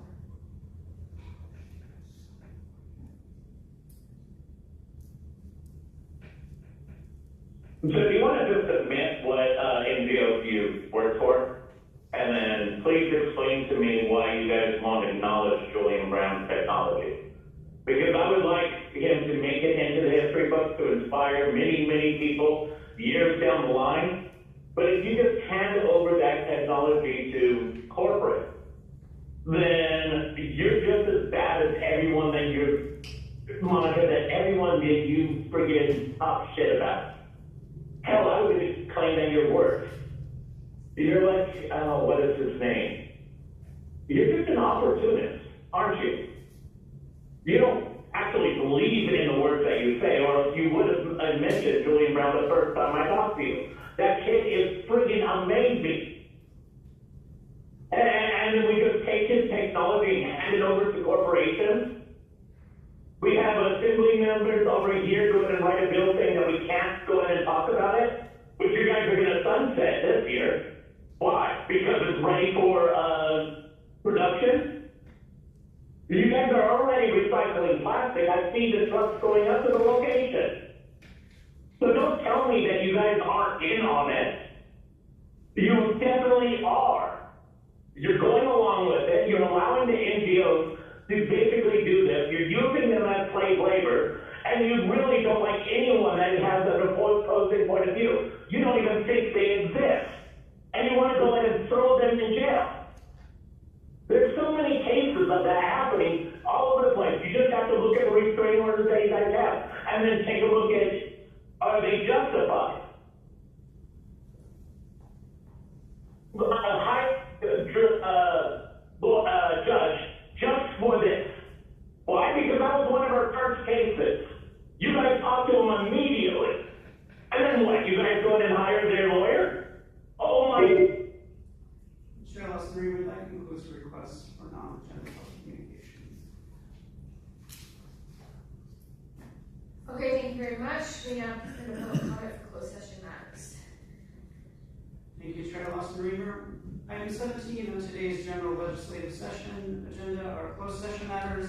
The closed session agenda includes 5 matters. Individuals that have requested to speak on closed session matters must provide comments related to those items on the closed session agenda item. Otherwise, your comments will be considered off topic. We have 8 requests to speak, 3 individuals in person, 5 requesting to speak by phone. We'll begin with the in-person speakers. Those requested to speak by phone, please dial into the conference line using the instructions provided to you. I'd like to invite forward Caesar, Javier, allegedly Audra, and Mark. You'll have 2 minutes to address the board.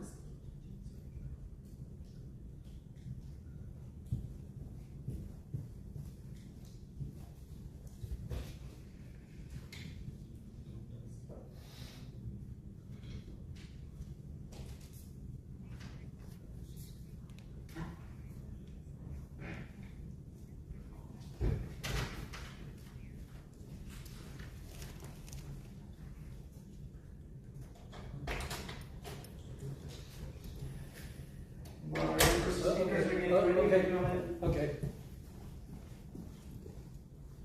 Mark, your screen slipped at the last moment. It's your case, Garcia, where he's suing about injury because of the road maintenance. And the roads are not maintained because, as Jim tried to do, he tried to prioritize our core functions, and you guys voted that down. That was a long time ago, I don't know, 6, 8 months ago. And so now our roads are not being maintained properly. And meanwhile, you pay for everything else under the sun that we don't need and shouldn't be, and much of it going against the Constitution and our federal government's law.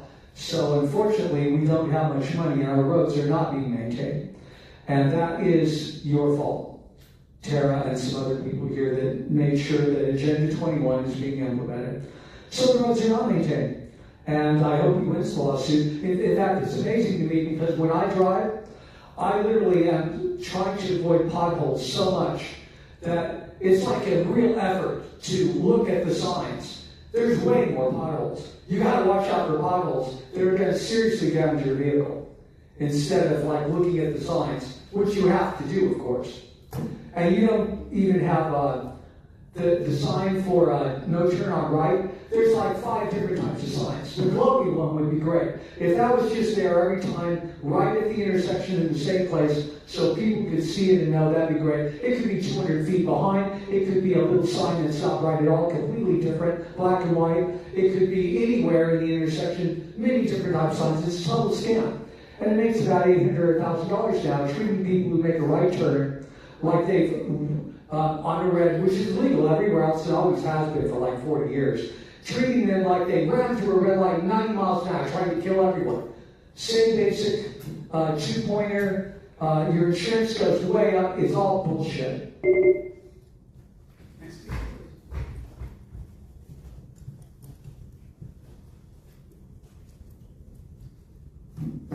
Whether it has to do with jail deaths, sexual harassment, injuries, labor, none of you are equipped to be making any decisions about any litigation that is taking place, as I tell you time and again. Number one, you guys are just discriminating against the people in the county if they do not agree and go along with your ideologies. They can't participate. Calling that inclusion when it's exclusion.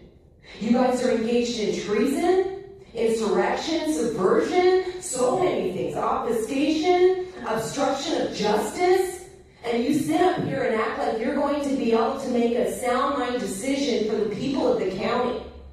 You're engaged in child trafficking, the abuse of children, the abuse of animals, the abuse of the elderly, exploitation of the homeless and abuse of them, allowing deaths to take place while you guys engage with NGOs that are literally killing people and not helping them.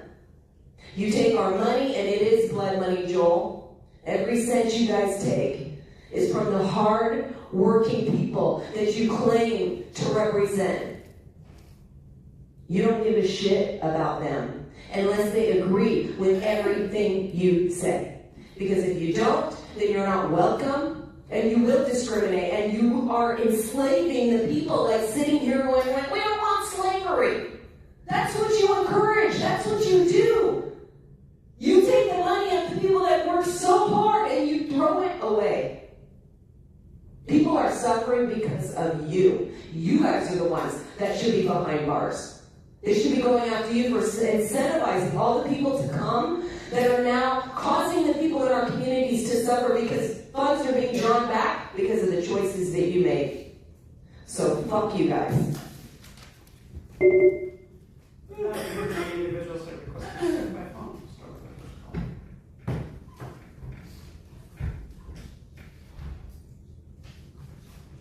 first call. Although Martinez versus Troy Group, a labor law case from 2002 that was already settled. Not sure what the county's involved. Probably want to give their money to lawyers or something. Garcia versus County.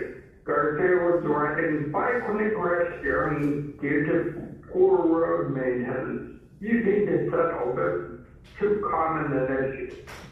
Dunsmore versus Sheriff, County Sheriff. Case alleging jail misconduct over the jail desk. Sheriff tried to get a summary judgment ending most of the case. Dirty guy. Hate to tell you, but sheriff's conduct was reprehensible and caused a lot of suffering. You need to fess up and settle.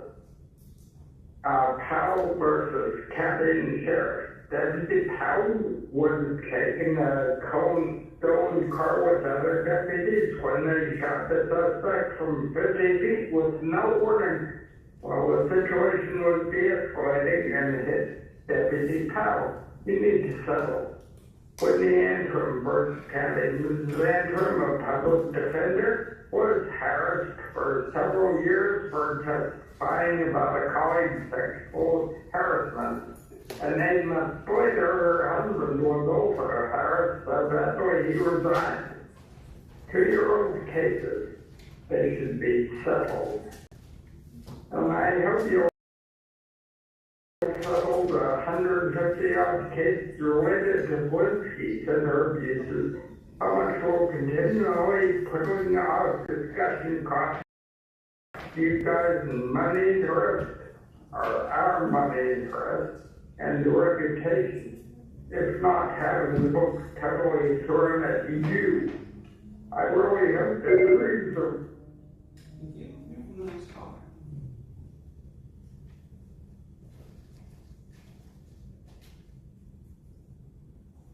Hey, it's sure say my name. Case A, Robert Martinez versus Tri-Group Construction and Development Inc. I noticed Tri-Group hasn't updated the front on their website since 2022.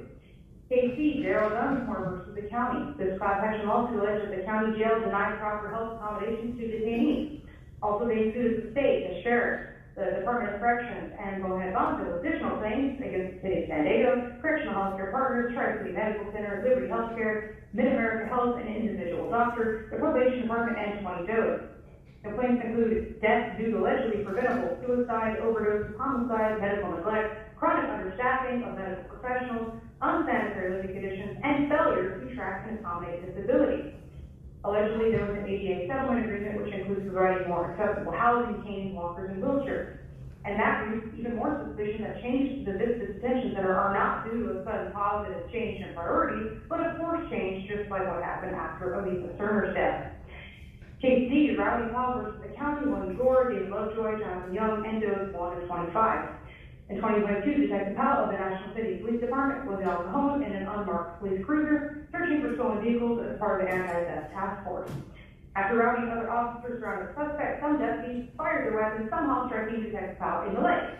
The bullet has not been removed as it may exacerbate his injury. No telling what happened to deputies David Lovejoy and Jonathan Young, but perhaps they need retraining if they either fail to hit targets or they're just reckless in response.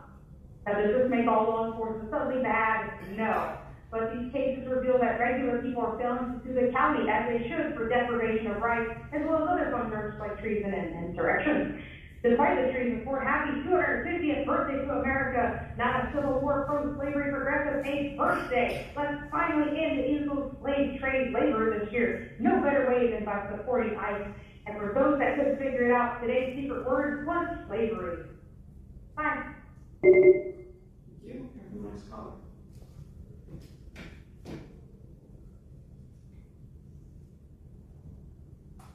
I knew it. Okay. So I just wanted to point out that everything requiring a closed session as a result of a failed system, litigation after litigation, is not normal. It is not coincidence. It is the direct outcome of an incompetent government structure, one that is perfectly designed to fail in order to push and implement a global agenda. And like always, it's the people who are footing the bill for these lawsuits. We pay for the mistakes, we pay for the corruption, we pay for the fraud. Ask yourselves, how abusive is this relationship? The public funds a system that repeatedly harms them, then forces them to pay again to clean up the damage. That is not representation, that is exploitation. I want to encourage my neighbors across this county to get involved, not only when something directly affects your pocketbook. This affects all of us, whether we're paying attention or not. Society should be far more advanced by now, but instead, due to the dumbing down of our species, through programming, indoctrination, and distraction, we are actually going backwards. We are not evolving, we are devolving. And it doesn't have to be this way. It can be so much better, and it will be better once this entire system is exposed.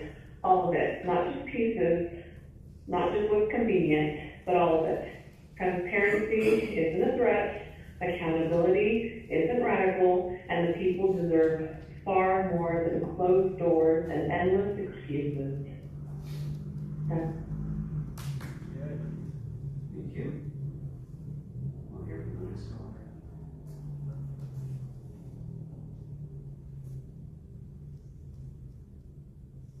This is Andrea Abbing.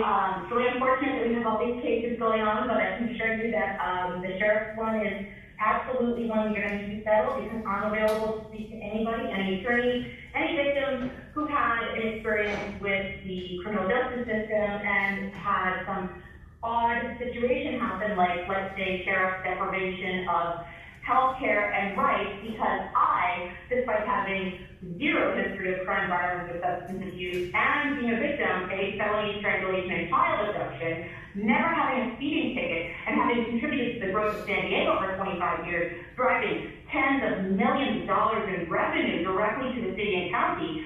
But besides that, my remark on our ex, get $5 million, tries to kill me, and then we have a district attorney who decides to jail me under a fake name that the sheriff wouldn't fix. Andrea Avida is not my name. You cannot take away my social media rights, which she has. I've been on social media for 4 years because they scared me so badly. They put me in jail for 6 days under a fake name, and they deprived me of my tax bill that I requested 3 times per day for 6 days straight, as I shook and told them my heart was going to stop.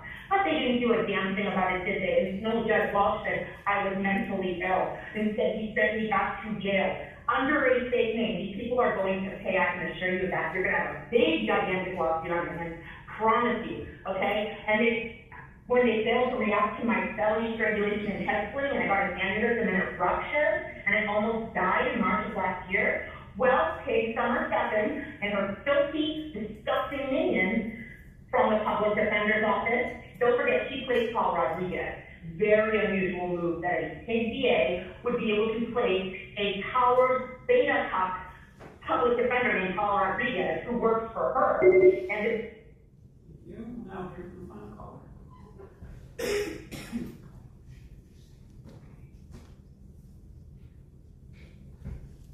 Well, no reason. I mean, it makes perfect sense. If you go ahead and demonize the cops, and then you encourage people to go ahead and treat one group over another, and then you hire these people, yeah, you're gonna have a shitload of lawsuits, aren't you? I mean, how long do you think you could keep on going like this?